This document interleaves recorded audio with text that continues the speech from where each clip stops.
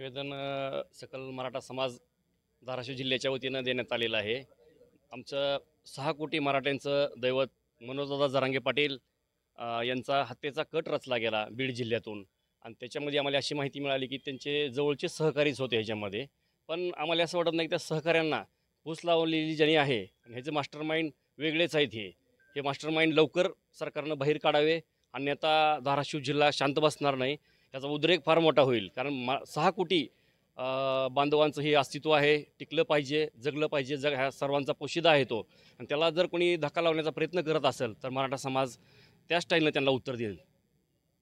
काय मागणी आहे? खरं तर 11:30-12च्या सुमारास एक अतिशय धक्कादायक बातमी आम्हाला समजली की मनोजदादांना जीवे मारण्याचा कट काही लोकांनी रचला होता। पण त्याची वेळीच दखल घेऊन जालना पोलीस स्टेशननी, जालना SP ने त्यांना अटक करून ताब्यात घेतलं आणि चौकशी केली। तर त्या चौकशी दरम्यान कळालं की त्यांना जवळपास 2.5 ते 3 कोटी रुपयाची सुपारी देण्यात आली होती। आणि त्याच बातमी झाल्यानंतर, ती बातमी बघितल्यानंतर जवळपास सगळाच महाराष्ट्र सुन्न झाला, अस्वस्थ झाला आणि आम्ही ठरवलं की जिल्हाधिकारी साहेबांना आणि SP साहेबांना आम्ही निवेदन देणार आहोत। आणि त्या निवेदनामध्ये आम्ही स्पष्ट उल्लेख केला आहे की मनोजदादांना तात्काळ Z+ सुरक्षा मिळावी, अन्यथा जे पुढचे काही परिणाम होतील त्यास फक्त आणि फक्त सरकार जबाबदार असेल।